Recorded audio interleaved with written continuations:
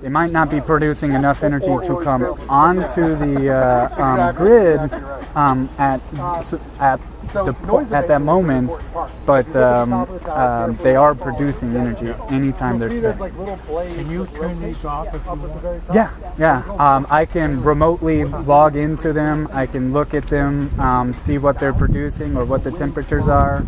I can log in.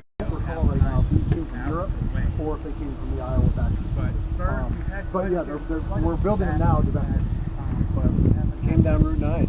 Yep, exactly. They were pulled off in different pull-off areas. We saw them coming down Route 9. 27 blades had to come through. All the towers are 4 sections except for Tower 9, which is 3. And those came in a big, large thing. Actually, I got a picture. We've got like 4 more minutes.